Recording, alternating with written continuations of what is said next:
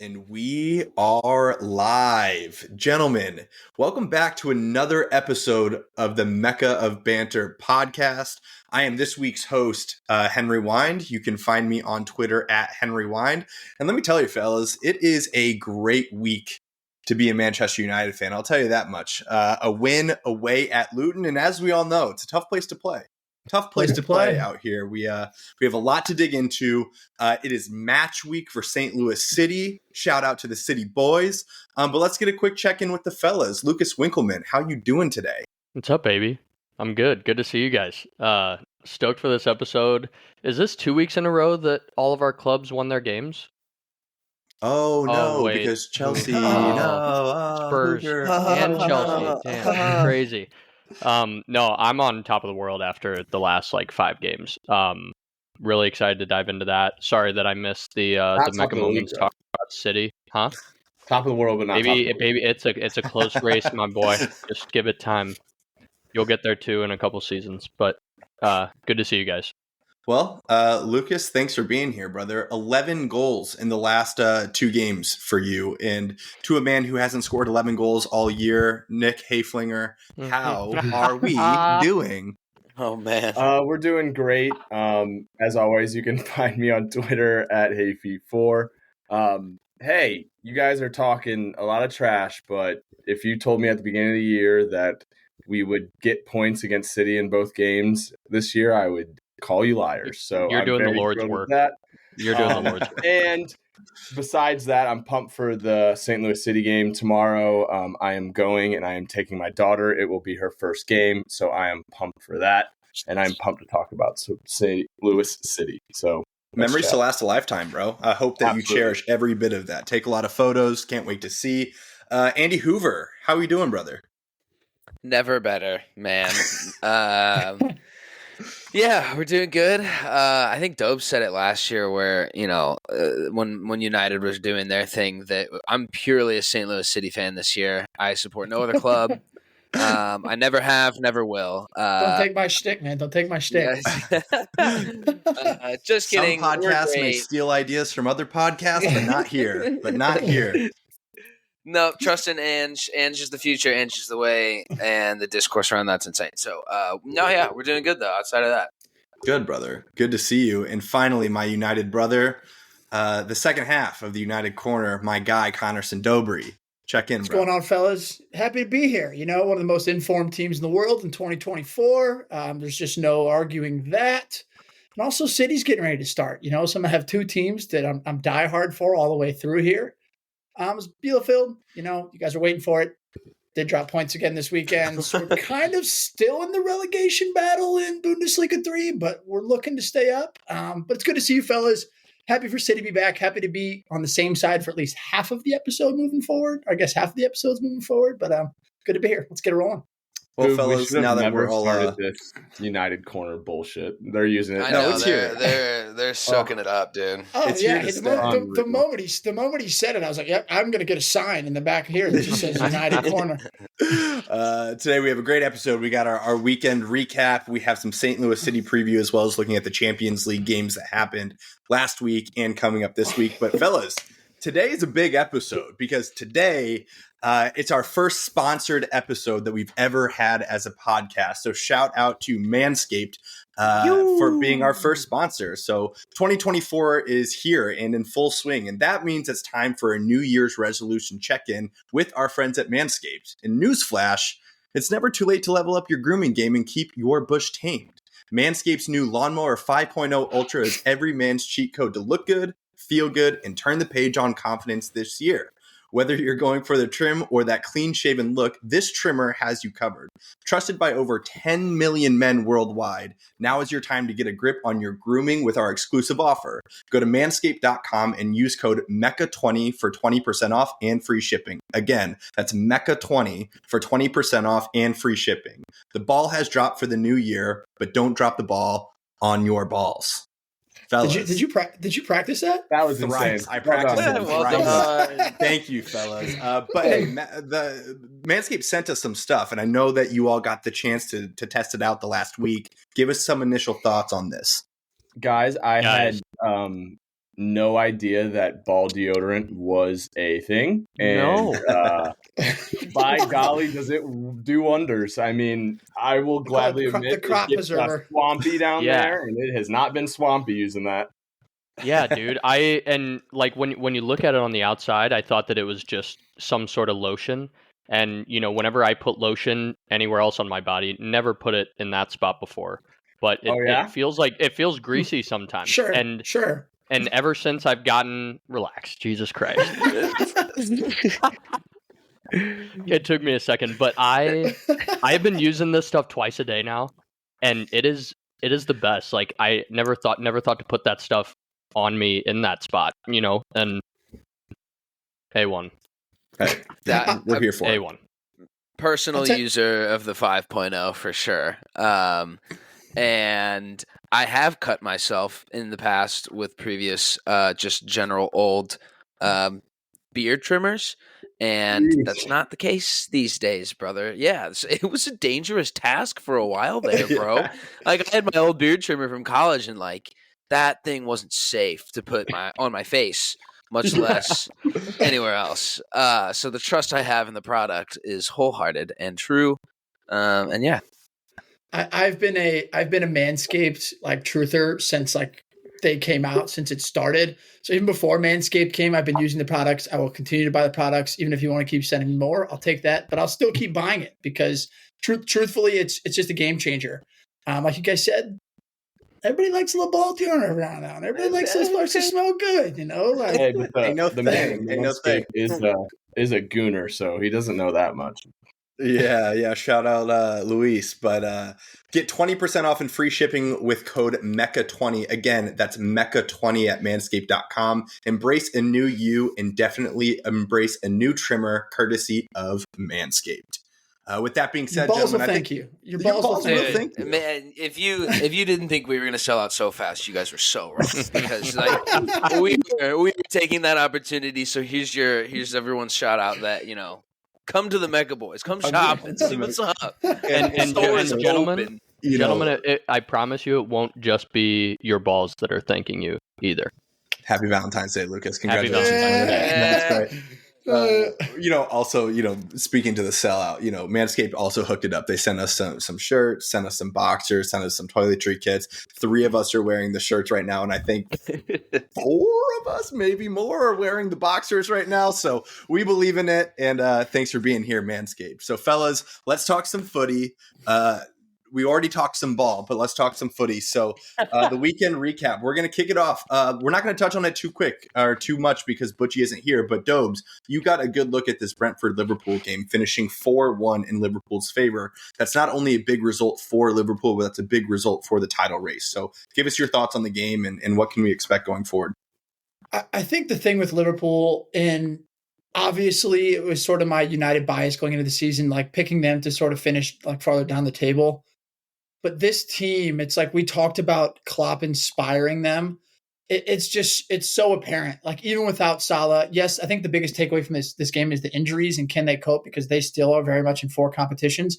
But this team's a wagon. Like I've been sitting there saying that City's getting ready to go on this run of consistently not losing games, and Arsenal and Liverpool are going to have to keep up. But at the same time, Liverpool's been doing this exact same thing. And Brentford's a decent side.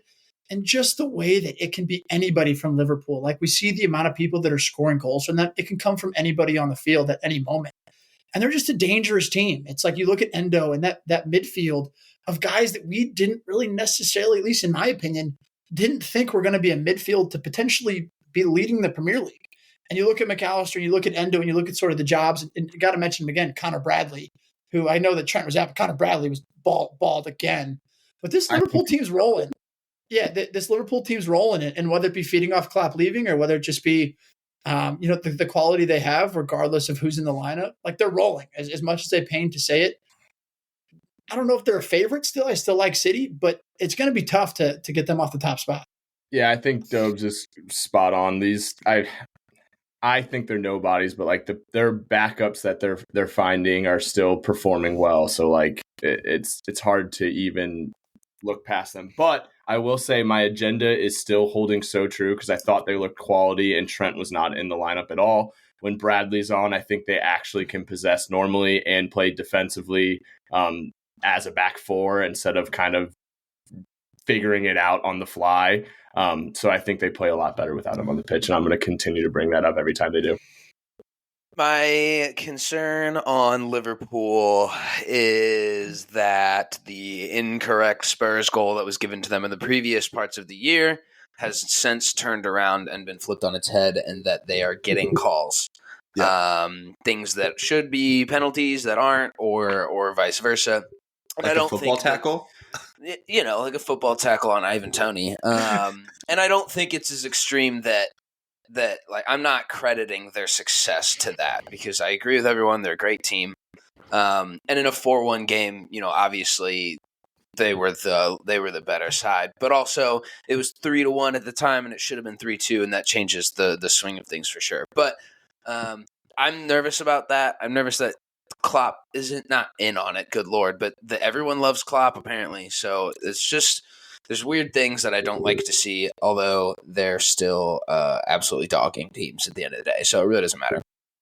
Liverpool's going to have an issue. And yes, I know that the Carabao Cup finals is Sunday, but they're still in 3 competitions. And I think that they can't let that hurt them in the Prem if they want to go on and win it, because they're still in the Europa League. They're still in the FA Cup. And they're going to play a ton of games. And when you're missing, Curtis Jones is out, Jota's out. We don't know. I mean, Allison picked up another injury.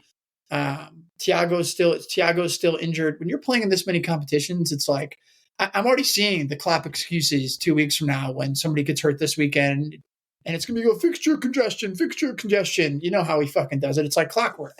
But if I'm a Liverpool fan, I think that it's an exciting time, but at the same time for the Prem, it's a little bit concerning. It's like clockwork.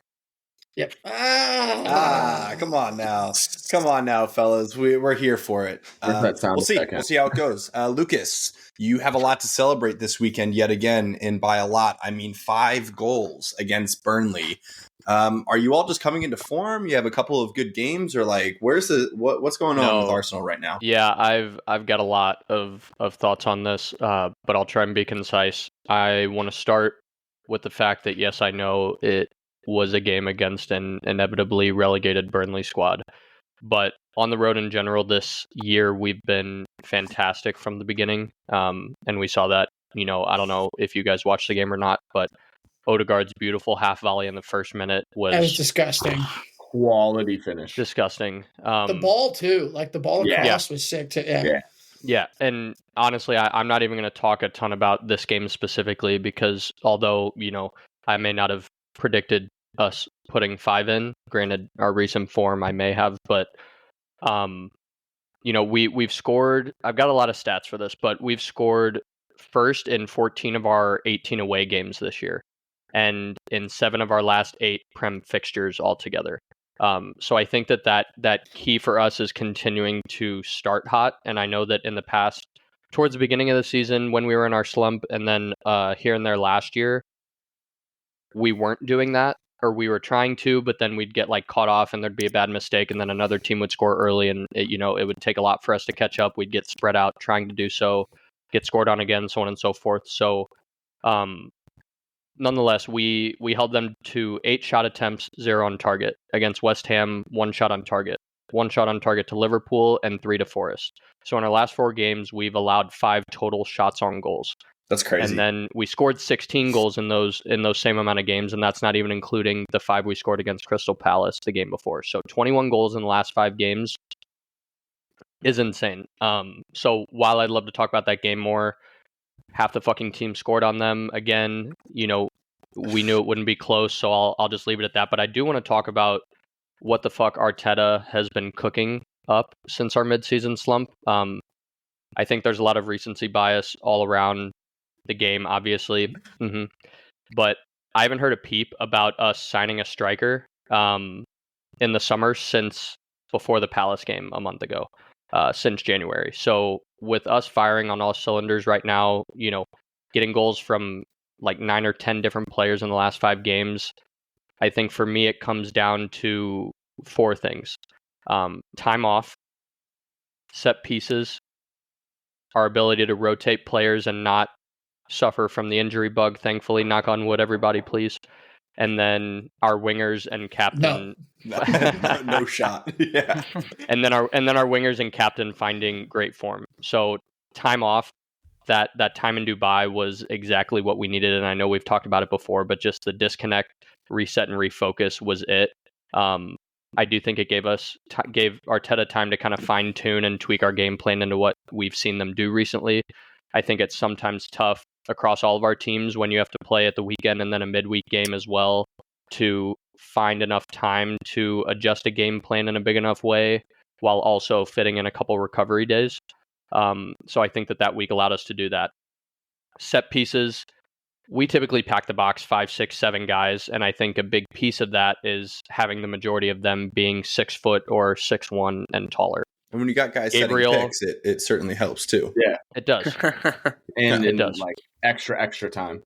Yeah, I mean, you got to know your role, but Gabriel, Saliba, Rice, Kai, and Benny Blanco are all over 6 foot or over 6'1". We've scored 24 goals from set pieces this season and only recently have done it consistently, and obviously that shows. Rotating players. While we don't have that 30-goal striker right now, it's been clear in the last 5 games that we don't necessarily need it because we're getting goals from guys all over the pitch. I want to clip that up, though, because like the thing is that like it's great that you all are informed. And I know that you did preface it by saying that it might be recency bias that you're saying this, but like, isn't this the exact same thing of like earlier in the season last year, you all like had this great form and Saka was scoring all these goals and Martinelli was scoring all these goals. But then you got to the business end of the season and it's like the main thing was that you don't have a striker. And that's where a lot of the blame went. So isn't it like a little premature to be like celebrating this right now when you know that it's still such an issue? No, because I'm gonna celebrate when they do well. But if to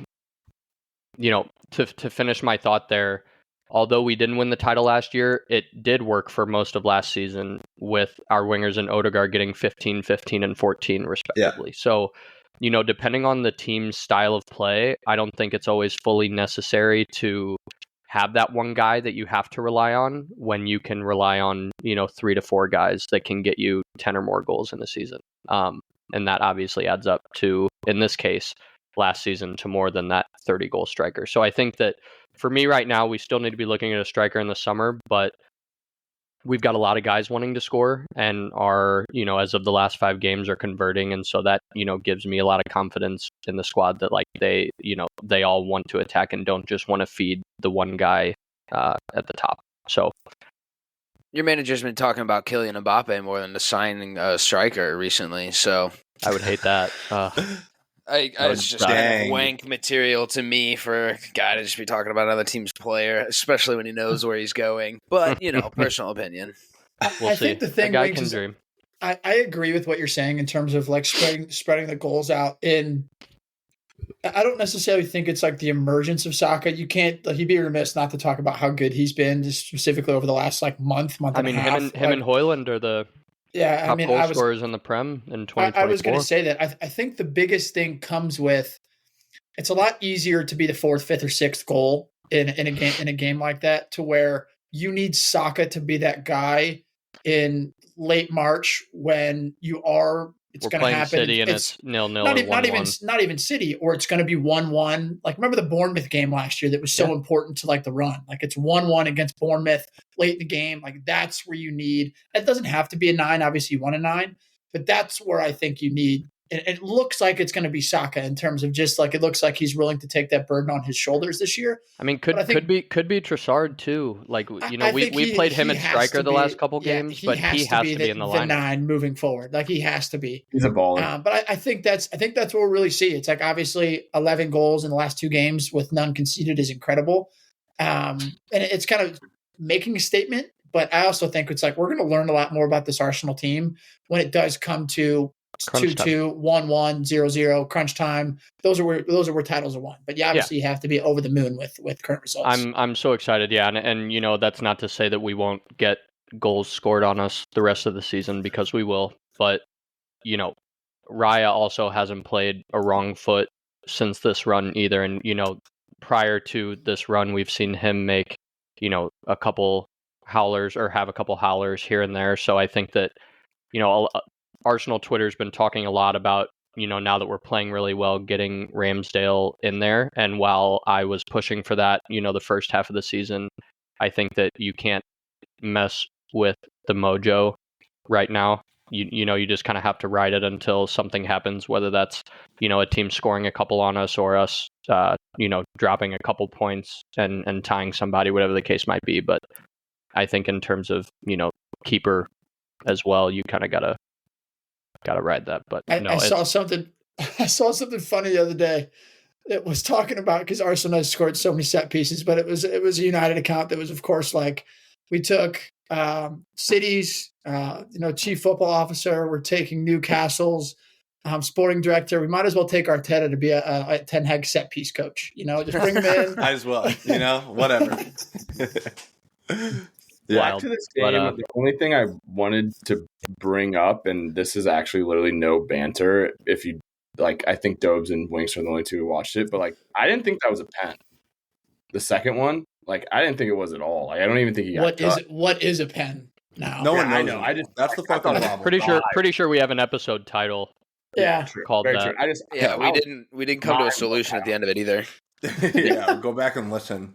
That's why we're not in charge. 3 points is 3 points. 3 points. Is 3 points. And you said it at the beginning, but it may not be as impressive with going up against a team that might be going down next season. But at the same time, you can't help who you play. You can only determine what's the performance you're going to put out. And we'll talk about United in a second, but we also played a team that is towards the bottom half, and we didn't play super well. So you all did, and give credit there. Tottenham, man. It was the best of times. It was the worst of times. But those sneaky Wolves do it again. 2-1 victory over Tottenham Hotspur. Get after it, my boy. I hate Wolves, dude.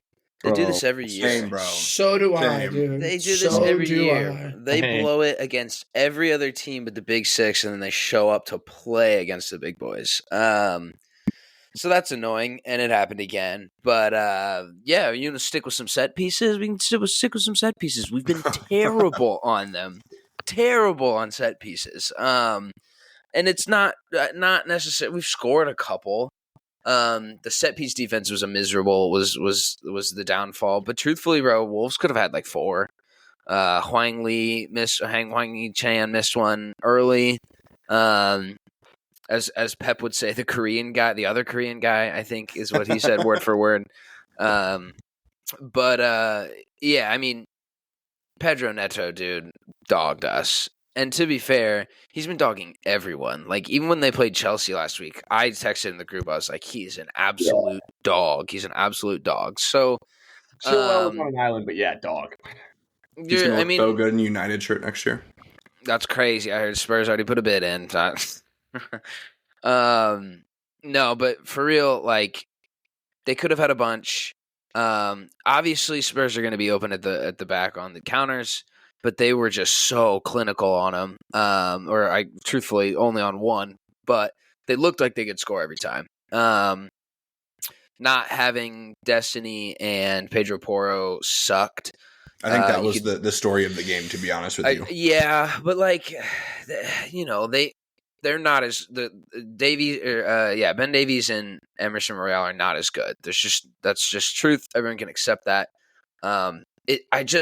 It shouldn't come down to them, and I guess that maybe makes me realize how good Destiny and Pedro Porro have been, because I think Ben Davies had 2 chances that he probably should have tucked. Emerson Royale couldn't find a pass out of that inverted position, so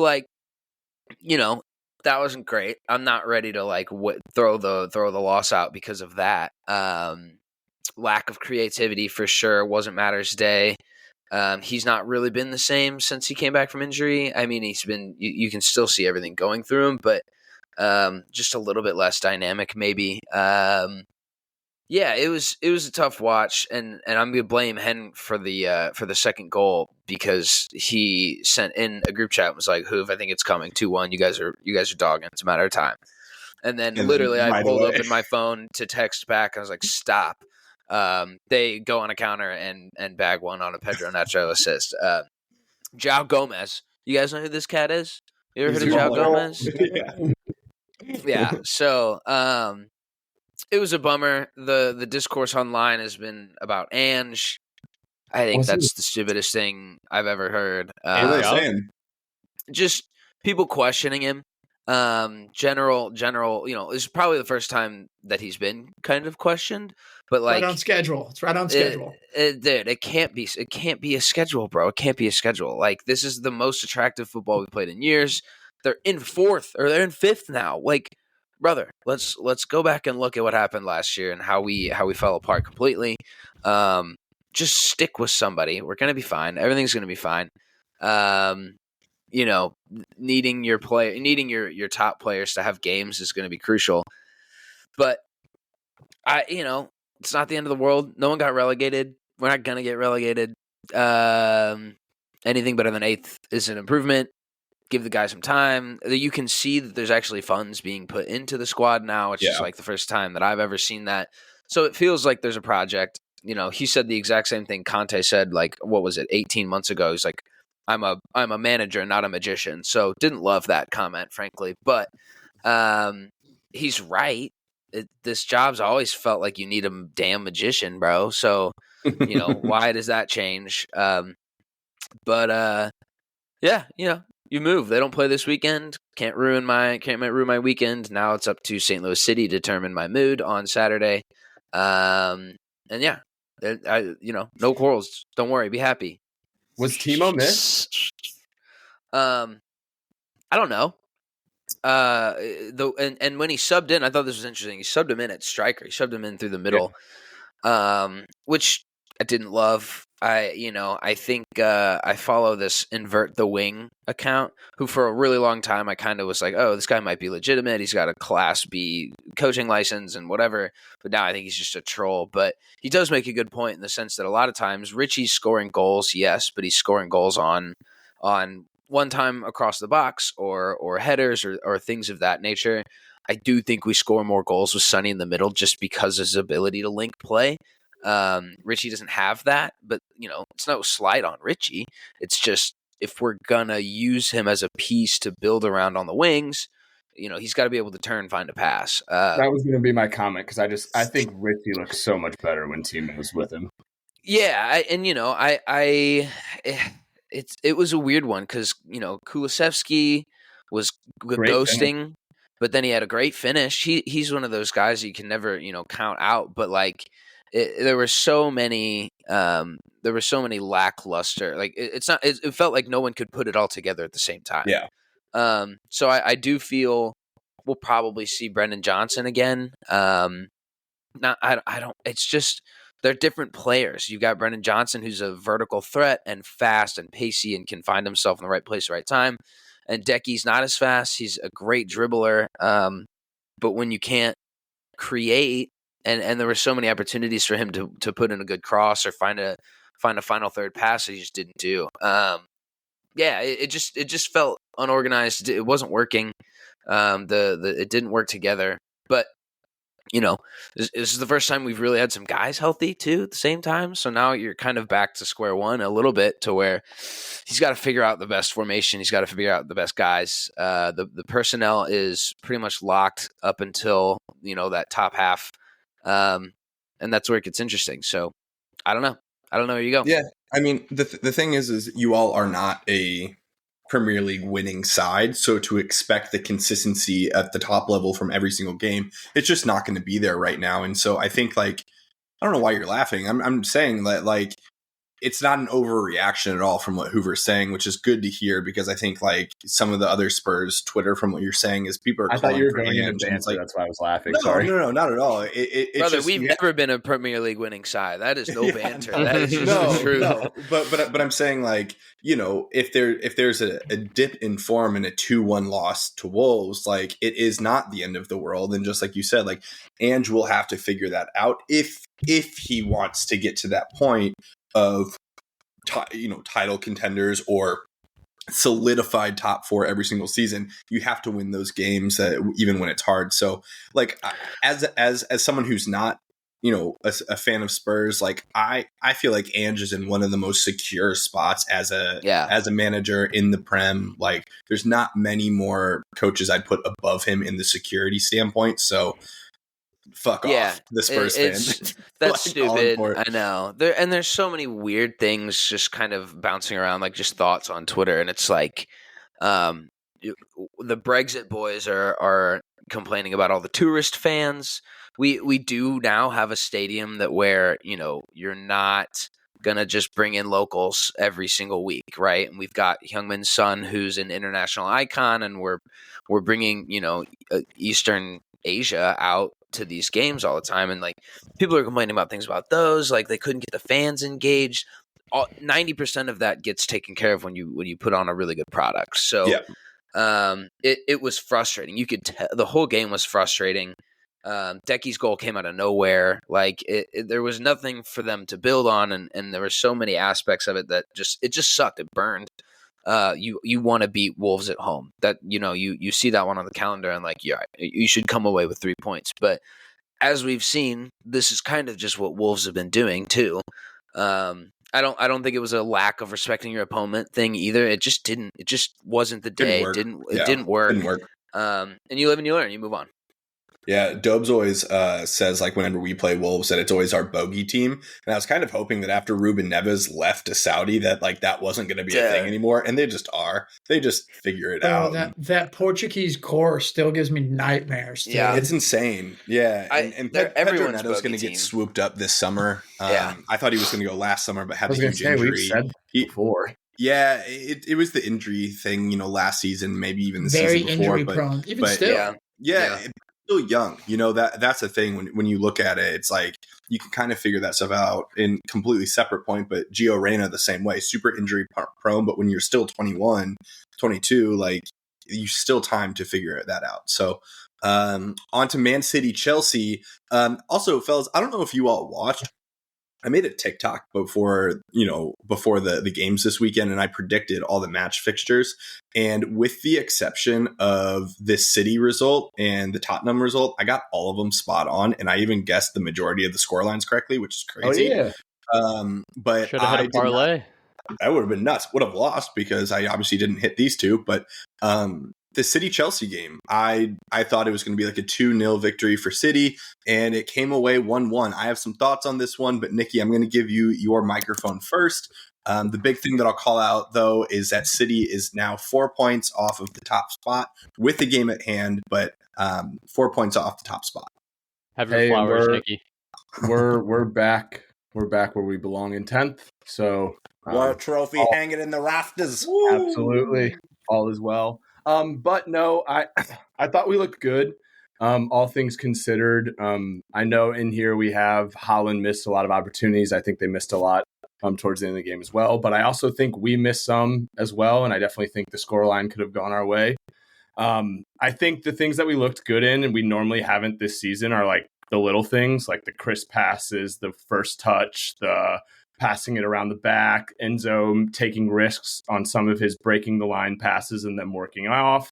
And I also think that just goes hand in hand with kind of our little bit of identity we have, which is playing to the level of who we're playing against, which I think we showed up against City. First time. Yeah. But the bads, I'll start off with, you have it as well on our notes, Sterling. It's insane, bro. It's so crazy.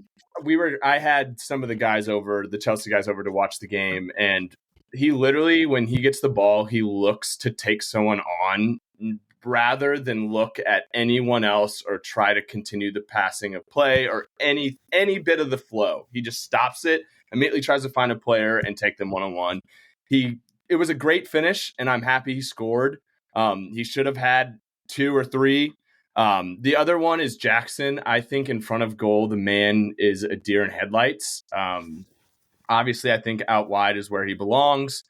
He played a great ball into Sterling, but he can't hold up the play at all when we play him the ball up top, and he's literally atrocious in front of goal. I don't know what's going on with him. But moving on to some positives, I thought Disasi had a absolutely hell of a performance. I have been His iffy best on game in a him. Chelsea jersey, bro. by a long shot. Yeah. What'd you say? So his best game in a Chelsea jersey. Oh, absolutely. I was just about to say, I've been like iffy on him all year. And this one, it's funny. Joey Beeg brought up a great point. He says one of the things he loves about players is when you are getting a lot of shit in the media, you perform well and you improve. If you continue to be shit, he thinks he doesn't like them. So he pointed that out about Disasi, and I couldn't agree more. I thought he had a hell of a performance. One thing I really appreciated, obviously, as a defender when playing was the enthusiasm that he had after the tackles. He was roaring and celebrating them like goals. That's shit I love to see. I also thought Gusto had Doku. He's a dog, dude. He's a dog. He is very, very impressive of late. I think he is so good. He's also 20 years old. I know Reece James is back in training, but if we continue playing Gusto, I don't think you can drop him. I also think Enzo played super well. Like I was saying before, some of those passes that haven't been going off for us are working out well. They were, and Enzo was a lot of those. He was taking a lot of risk because he kind of had to in our defensive third by breaking lines, and they were coming off well. I also will say I think Poach got it wrong. I completely agree with Anthony Russo. I'll give a little shout out here. He commented in, I think it was our group message. You can't sit back against City for 25 minutes and not expect that outcome. Yeah. I also will say, I think that's why City is City and they're so dangerous. It's because before he made the subs, we were getting pinned in. So it's like, how can you justify subbing on an attacking threat at all? Like, yes, it's probably like hindsight, maybe what we should have done instead of just sitting back. But like before he made those subs, they were getting a lot of chances. So I don't think he got it right on that. And sitting back is never good against City for 25 minutes. And obviously we saw the result. Rodri is unbelievable. He's one of the best players in the world, dude. Yeah, I think we all have seen it for a while, but like, man is unbelievable. And once I saw who was like about to hit it, I was like, oh shit. Like I literally like looked away. The shot was a cannon, and like it took a huge deflection, but that shot was going in regardless of the deflection. It was a rocket. It was insane. Dude, the intangibles that he does, like like from a purely footballing perspective, if you just watch him, the things he does are insane. And they always happen 4 to 5 passes before a dangerous chance or before a big moment. It's subtle. It's so subtle. His shiftiness, his ability to find a pass through defenders, and they are short. Sometimes they're really short, quick ones, but like his ability to shake a guy, find a quick pass, and spring the attack is second to none. Everyone's confidence that they gain knowing that he's playing for sure and architecting for them is insane. Like Kevin De Bruyne, he's undefeated. The hell he wants on the field, wherever he wants. He's undefeated for a year. He hasn't lost a game that he started in over a year. It's insane. Oh, they threw out the stat like mid game. They were like, City has not scored here since 2021. Yeah. I was like, oh, fuck. You're like, damn. Yeah. This game to me, it's harsh on Poach to say that he's the reason that, or not the reason, I guess that's even harsher, that like City got a point because it's just what they do. But then again, like bringing on a defender with like 25 minutes left, the best team in the world at breaking down a low block, that like they're used to it. They've done it for a decade now. That's all they've done for a decade. And it's break down low blocks. Someone who hasn't been playing too. That's what I was surprised about. Yeah, that was weird. And another kid comes on like that I barely even know. Like I don't know. I don't know this name. I'm looking at it right now. Cesare Casade. I don't know. Fellas, I got to ask a big question here because I want to give a shout out to LJ. LJ's been on this kick for 9 months now. Haaland is wasteful in front of net. He scores more goals than anyone. There's no doubting that. But that man misses so many chances. And this season, obviously, he was injured for a big part of it. We know that, but still leading the Premier League fine. But this game was another situation where he could have bagged a couple and just wasted the chances. And I'm getting to the point where I don't really know what to think about it, because obviously he puts up all those numbers, but it has to be a conversation of how wasteful the guy is. I also think you have to take into account how City plays and the amount of services Chances and the type of services that are coming in. Because once again, like the guys brought up a good point when we were watching the game. Like, remember Haaland at Dortmund? Man was getting the ball like outside the box, taking touches into the box and hitting bangers. He's not doing that. Picking it up at the halfway line. Exactly. He's not doing that for City because they have midfielders and wingers that can hold the ball for ages. So he's just sitting in the box. Yes, I agree with you. He missed a lot of chances, 100%. But I also think he's still freaking quality. Yeah, of course. I mean, you're not going to say that he's a bad player. Yeah. But like, he's also still so young. He has a lot of room to grow, but it's weird to say that he is as wasteful as he is when he scores as many as he does. Like, it's just an odd thing. Well, for a while, like sort of like the blueprint, and there's not really a blueprint to like beat City, but sort of the blueprint to frustrate them is always force them into the wide areas and try to make them cross the ball versus let them play intricate football through the middle. And that works up to a certain point. Like, I guess you could say because they did get the sitters, but it's also one of the reasons I think that they didn't score. Because so late in the game, how many times did we see Doku try to go one-on-one versus Gusto, lose the ball, and all of a sudden Chelsea was out? Yes, they would keep coming. But towards the end of the game, they almost sort of like Chelsea was forcing them wide. No one to pass the ball to up top. Well, exactly. But then they're whipping these balls in. And of course, it comes from a moment of magic from Rodri to tie the game. I'm going to say this. You guys can disagree 100%. If that's not a handball, I don't know what a handball is. Yeah, I thought that was a handball. If your arm's extended and the trajectory of the ball, slow mo it. Yeah. If that's what they do on penalties. That's the whole, if your arm's extended, no intent to push it. It doesn't matter. It has never mattered. If your arm's extended from your body, and the ball changes trajectory, that's a pen. Like, I think if that's in the 60th minute, I think they're giving that. I think because it's late in the game like that, I think they're like, oh, we can't have him win on the very last kick of the game. The other factor to me, he had his hand on his jersey to start the entire thing. He had a whole fist full of jersey. I thought that meant even more. He had a full fist and then pushed it out of the way. I think if he wasn't holding his jersey, I always side with the defender, and you know this. If he wasn't holding his jersey and he made a natural turn with his chest and the ball hit his hand and rolled, I would say that that's harsh. If it came in directly off that corner and he's defending, I think that's harsh. The only reason he pushes City live, so the only reason he pushed it. Describe what happened.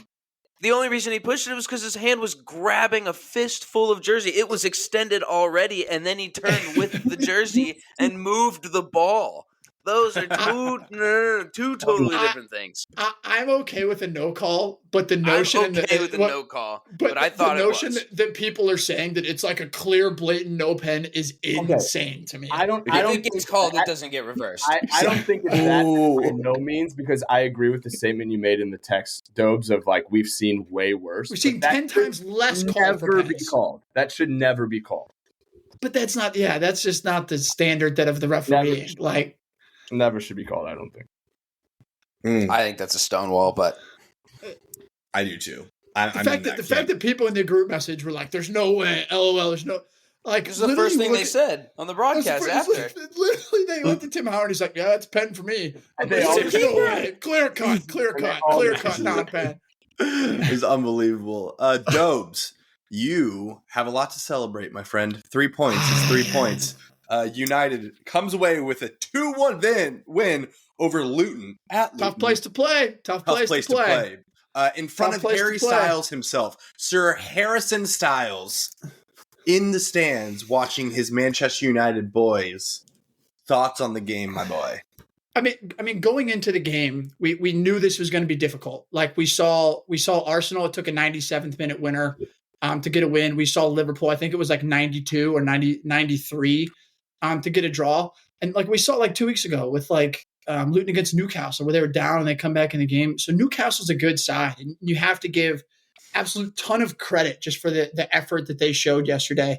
From an overall performance standpoint from United, of course, it's, you can't be happy with Luton sort of dominating possession of the ball.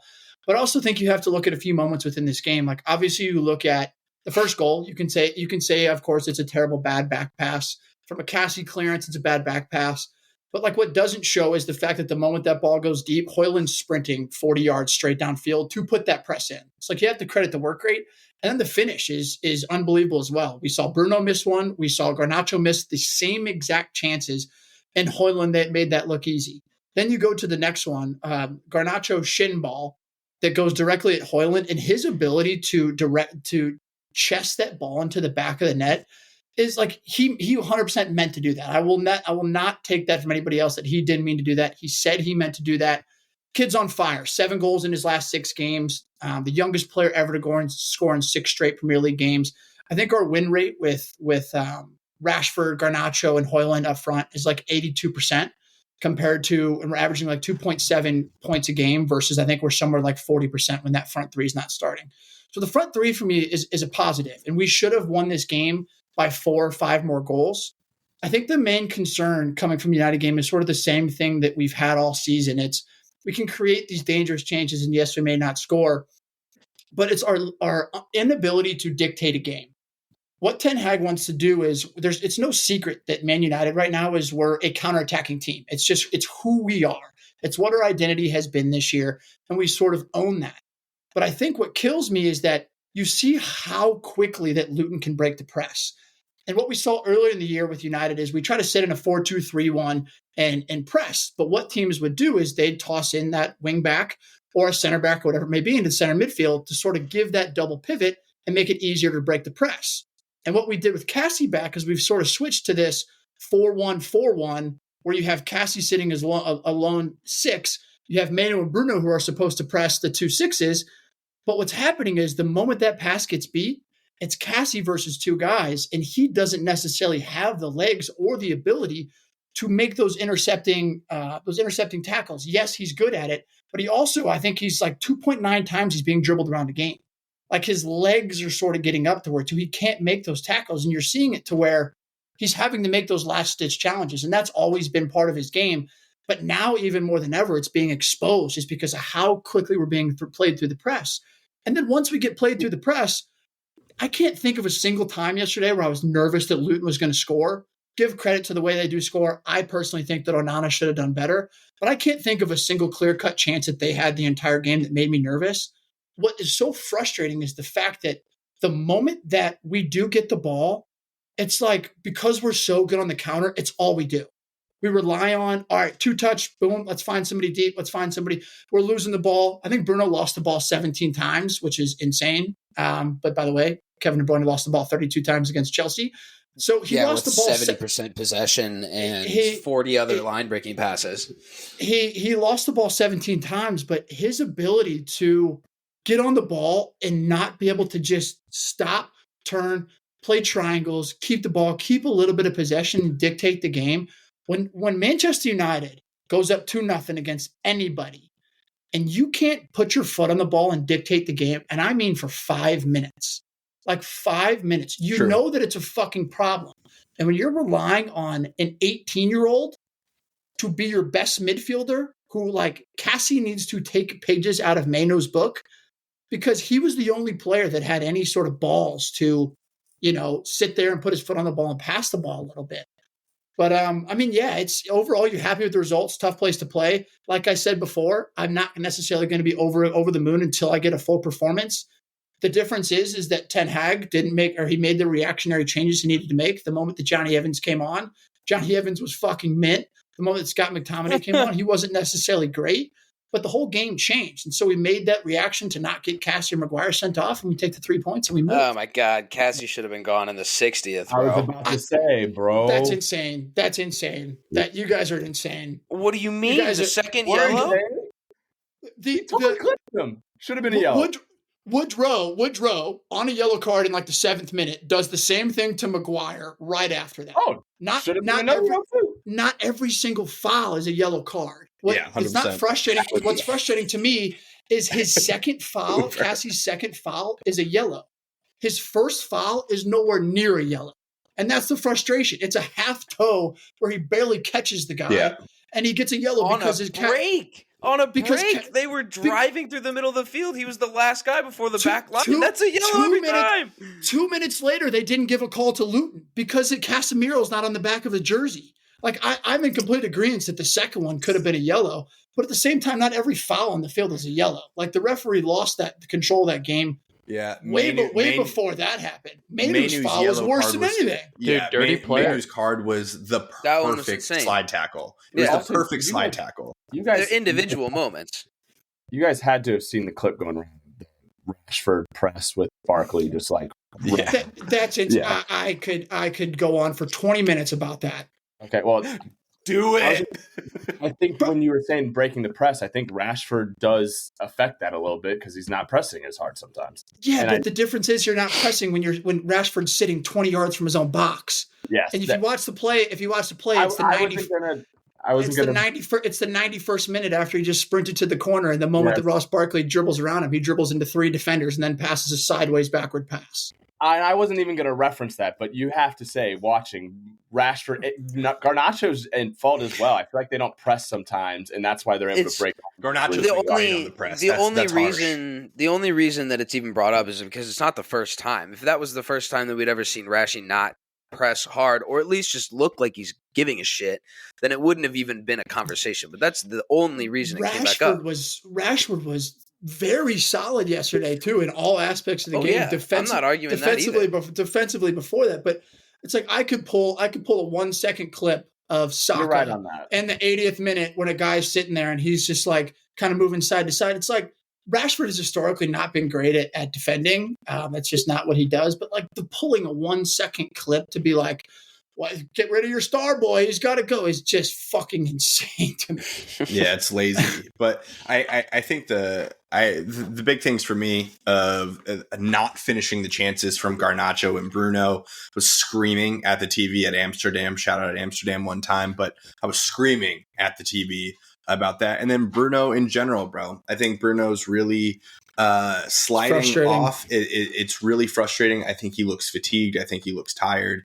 But you know, I was with Russo. You brought him up earlier, but I was with Russo, and one of the things that he brought up that was interesting is he asked me the question if I think that Bruno has the locker room. Like, do we think that he's the guy who is the leader? And what I told him is, I think for the first time in recent years, at least, I'm not going to say, you know, since Fergie left, because I don't know, but in recent years, it looks like we have actual leaders, plural, in the dressing room, and it looks like there are some guys who are stepping into their leadership. Like, obviously we know of Licha, we know of Cassie, but it looks like Haaland is commanding more respect in that locker room. It looks like Mainu is commanding more respect on the field. There is a moment early in the game where Bruno did some shit defensively and Mainu pulled him aside, and you could see him in Bruno's ear saying stuff about, you know, that's not what we're doing there. So I think that we're finally seeing some like the leadership responsibilities being dispersed rather than everything being on Bruno's shoulders or Maguire's shoulders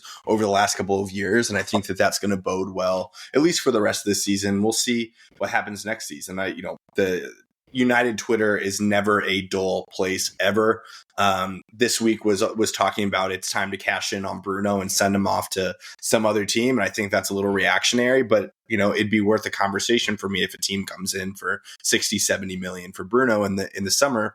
I'd be willing to talk about it. So it is interesting, kind of like with the Burnley conversation, you can only beat the team that's in front of you. We fortunately beat ours, albeit 4 months ago, we lose or tie that game. 100%. 4 months ago, we lose or tie that game. I was shocked you guys made it out. To be honest, like Luton were really fun to watch. I thought they were great, and I agree they didn't have possession. They didn't really have super clear cut chances, but like they weren't not knocking. You know, like they were definitely in and around your box a lot, and their build up was flawless in my opinion. They didn't have those guys to finish those chances and really create the danger, but like hoofing it up to the big guy.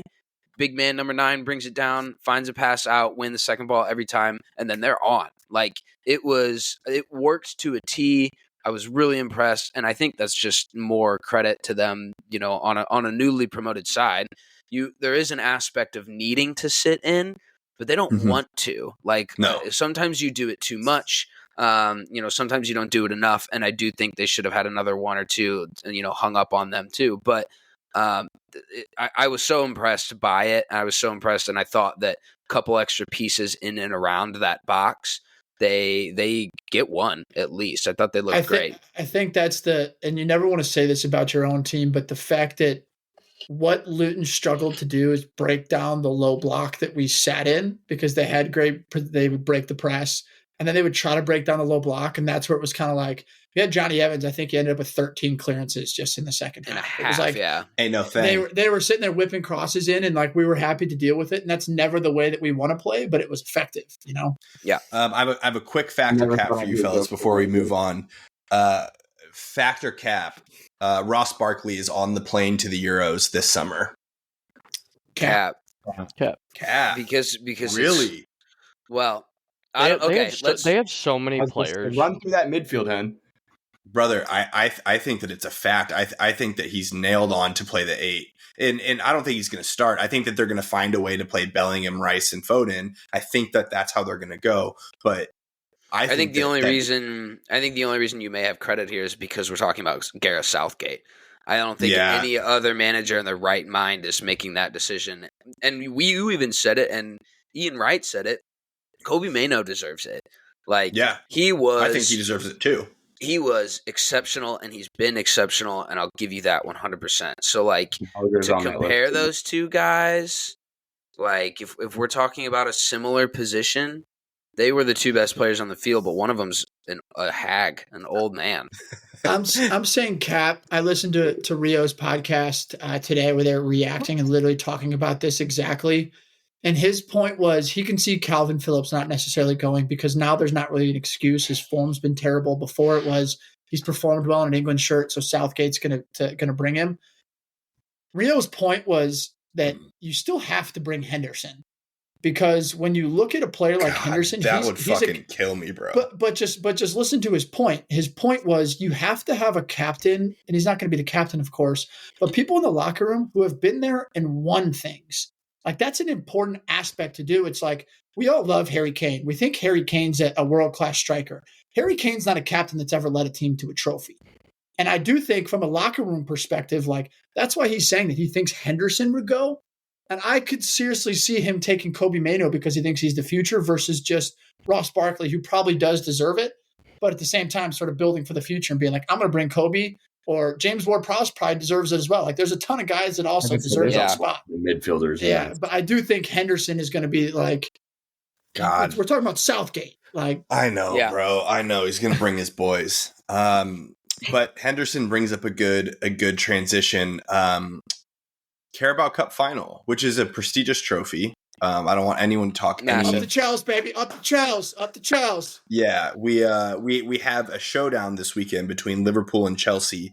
This is first attempt at silverware this season for Chelsea, and I'll go out and say it. If Chelsea goes on to win this game, the season is not for nothing. It's going to be a bad league finish for sure. But if they pull away with this trophy, I think Nick is gonna fucking show up for this podcast the rest of this season, shoulders at 1,000. He's gonna be it's a prestigious trophy. It's a prestigious trophy. You can't downplay it. What do you mean? Yeah, what are you saying? So Nikki, what are the thoughts ahead of this game? Do you stand a chance? And how are you feeling going into it? Yeah, I'm gonna be honest. We'll see how it goes. I definitely think it's an important game for us. You said we'll see. But when I think about how we've been performing of late, and we're kind of on a good trend right now, and when that's happened, we've seen drastic fall offs after. So I'm hoping that we can continue our good form. I will say it's completely on brand for Chelsea to have an average season and still win a title. That's just kind of what we do. So I could definitely see something happening. And I feel like the only reason I'm a little nervous is we've been in a lot of cup finals of late, and we've lost a lot of those cup finals. So those aren't always fun. But I definitely think the form that we're in, hopefully it can continue. But I also think my agenda is my agenda, but when we played Liverpool this year with Trent on the field, it was a really close game. We tied. And then when Bradley came on, they spanked us. So just saying. Chelsea plus 390. Chelsea plus 390, fellas. I selfishly would be so annoyed if Chelsea won a trophy this year, bro. I would. I know you would. I'd be so annoyed. Who've give Nick some? I was gonna say, give him some insight on poaching finals, man. Yeah. As long as you don't have Musa Sissoko getting a handball in the first minute that shouldn't have been called a handball, you might be okay, because that's my memory of it. But do you have nightmares about that one? I will die seeing Mudryk holding up a fucking trophy and posting it on Instagram. That'll be nuts. I will say that the game against City, like, just has to. That's the best team in the world to most people. Yeah. Like taking points is confidence for a squad 100%. For sure going into a final. Like, people forget how young we are as well. Like we are so young, and I think confidence is huge. And expensive. Oh, absolutely. People are not forgetting about how expensive they are. Who would you start as a 9? Would you start Jackson? And Kuko's been very lackluster, but I was talking with the boys. Like, I think the number 9 on our side right now is set up for failure. So I think it has to be Jackson just because he has more size. I think. But I also don't want Sterling on the left. So if you have to put Jackson on the left and Palmer out right, and then Sterling on the left. Top, it's going to be Sterling. It's going to be Sterling on the left. I absolutely hate that, but it's ridiculous. I think with a lot of this team, you can just put them in one of those randomizer websites and just click randomize any 11, and it's yeah. Well, best of luck to you, Nikki. I think we can speak on behalf of all of us that we are cheering for no one in this game. So injuries. Yeah, injuries. Just as many of them as possible. That's bad karma, boys. Boo. Yeah, bad karma. Well, fellas, midweek we have 2 Champions League games, and the Champions League last week did not disappoint. But the 2 that we're looking ahead to is we have Inter Milan taking on Atletico Madrid and PSV facing Dortmund. On the surface, it looks like that Atletico Inter Milan game is probably the headliner of the midweek games. But how are you feeling about these 2? Do either one of these stand out to you, or is it just kind of like we'll see what happens in this round? The Champions League has lost. I mean, I get United's not in it, but it's lost a little bit. The away goals is kind of I watched one of the games last week just because Real Madrid was playing, but I'm excited for these. I honestly am more excited for the games on Wednesday than I'll watch them because footy's on, but I'm not over the moon. I don't know if it's the draw. I don't know if it's, I'm not. Yeah, wasn't great draws. Wasn't a lot of notable teams to make it out of their group, even, for real. I'm just looking at the game on paper now, and Inter's really good. I think they're not credited as being as good as they are. That's the only game I could see. I think Inter's fun to watch. And it's fun to watch. Yeah. PSV's the American sensation. That's what I'm looking for, which is nice. Yeah. Like let's get the Americans out there and let's see what's happening. But with that being said, let's go to Wednesday then. So we have Napoli, Barcelona, and Porto, Arsenal. Obviously with the Arsenal affiliate in this chat, we have to be stoked for that game. But the Napoli-Barcelona one will be quite interesting. There's a lot of buzz going around Barcelona at the moment, obviously with Xavi leaving. Some people are even saying that if he fails to make it past this round, that he could not even see the end of the season, that he might get sacked after this round. But then again, you have Napoli, who's not exactly firing on all cylinders. They just fired their coach. Napoli fired their coach, I think, today. So you just have this turmoil of a game. Battle of the shit show. Yeah, it really is. But both teams have guys in that squad who can change the game, on a dime. So that'll be an interesting one. But Lucas, how are we feeling against Porto? I know that Portuguese teams are sometimes Arsenal's kryptonite. So especially in European where's this competition. one at, Winks? It's in Porto. This is there. It's away the first game. Yeah, but honestly, I haven't watched a lot of Porto this year outside of the group stage, but exactly. I can't say I've watched a Primera Liga game this season, but I was looking at it over the weekend, and I think they're in third in their league right now, which isn't saying a ton, but I think it goes back to the way that we've been playing recently, and assuming that Arteta doesn't mix the lineup up too much, which I doubt he will.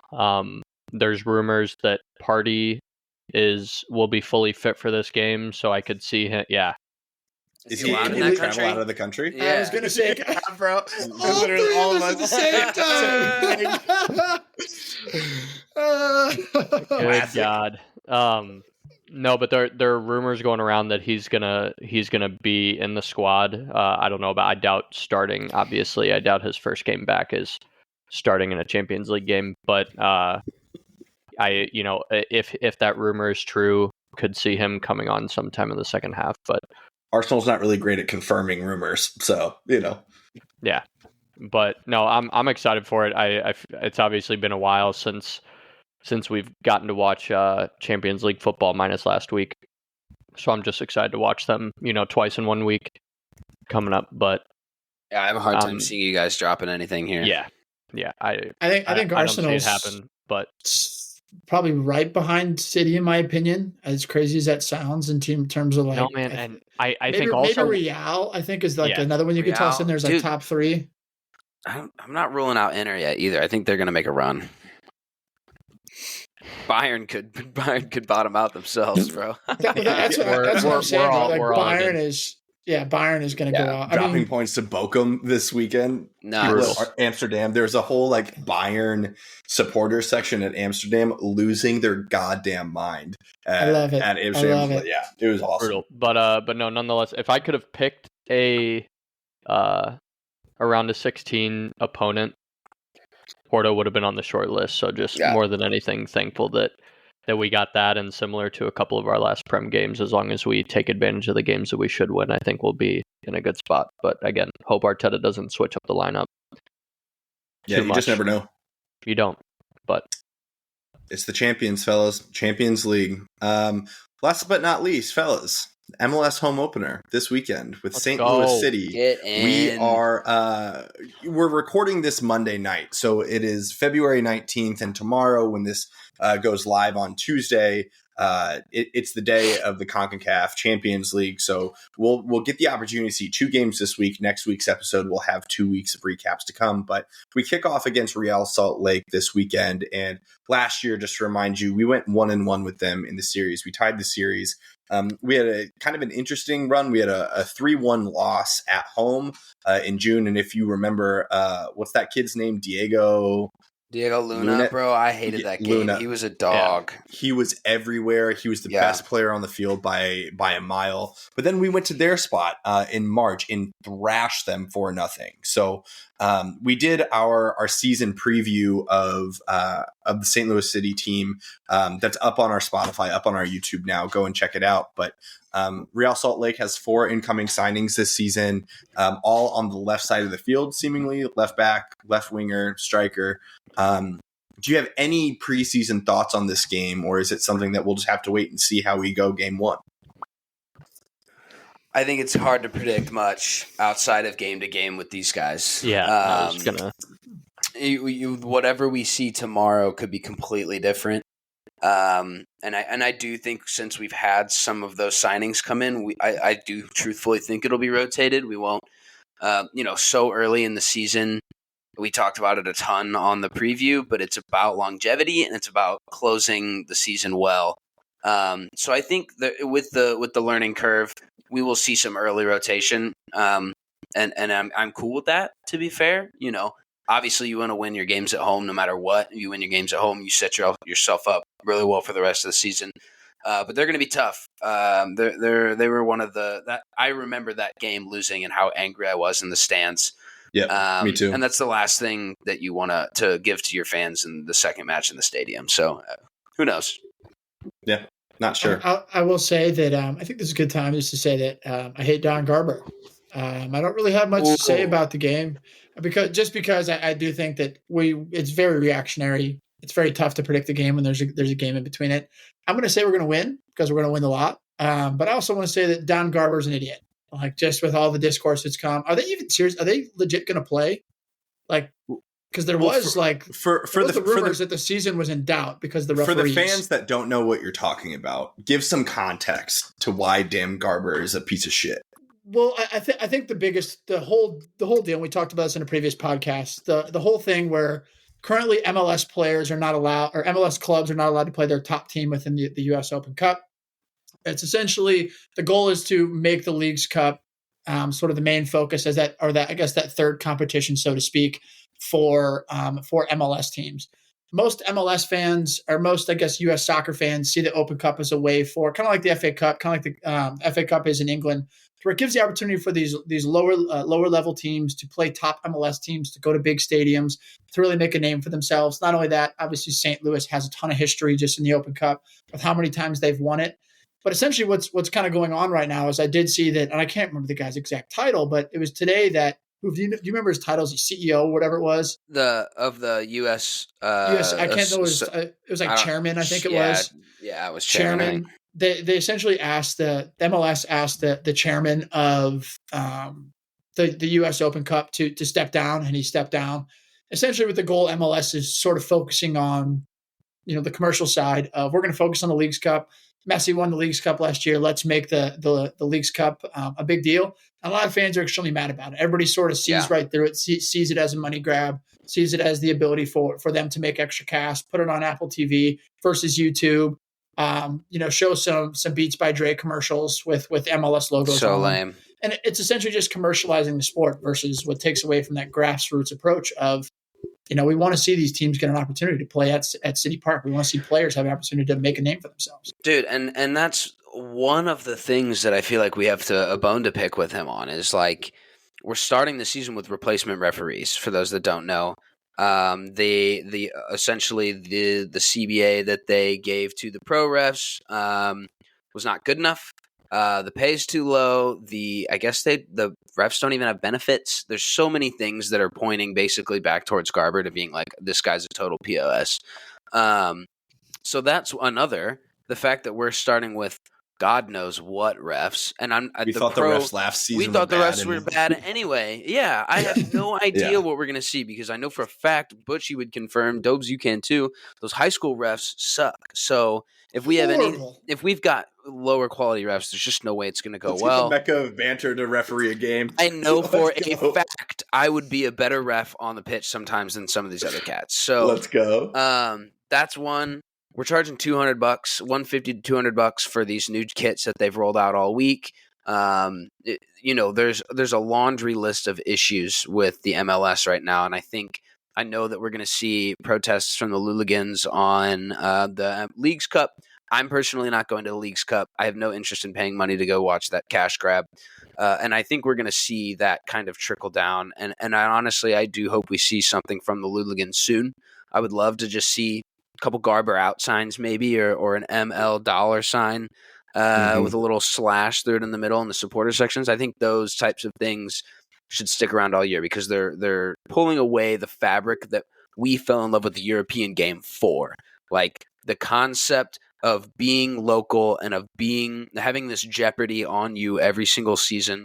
We're not going to get promotion relegation in the next 25 years. But the way they're moving now is we're never going to get it. There's not going to be that level of history for these low clubs to make these jumps. There's not going to be that excitement around your local that you can, build on. So we're not growing the game anymore. Their concept was we're growing the game. Everything we're doing is for growing the game. No, they're growing the league. And then they're going to play by their own rules in a little bubble. So those are my frustrations. It's insane to watch them use this Messi stuff and make all their money right now off of him.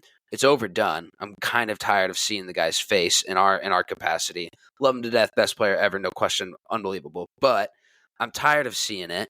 Their Saudi Arabian world tour, everything that they were doing has turned out horribly for them. They've got major injuries in the squad. And no one knows how their roster rules work. They're getting all these cats. They've not used that to the best of their abilities, in my opinion. And I want to see change. I want to see RC cars out on the field with smoke bombs delaying the games like Bundesliga 2, so that we can really let him know. Like, it's just frustrating. We're not looking good right now as a league. But love the club, hate the league. That's how it's going to be. That's how it always is.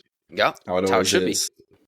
Well, fellas, that wraps up this week's episode of the Mecca Banter Podcast. I want to give a shout out to Manscaped. Thank you for sponsoring tonight's episode. As a reminder, get 20% off and free shipping with the code MECCA20. Again, that is MECCA, MECCA 2020 at manscaped.com. Embrace a new you and definitely embrace a new trimmer courtesy of Manscaped. Gentlemen, good work tonight. Here we are, St. Louis. Let's go get after some games. Come on, Cheers, City. fellas. Good work. Come on, Tomorrow we're in the stadium, fellas. Let's go. Ooh.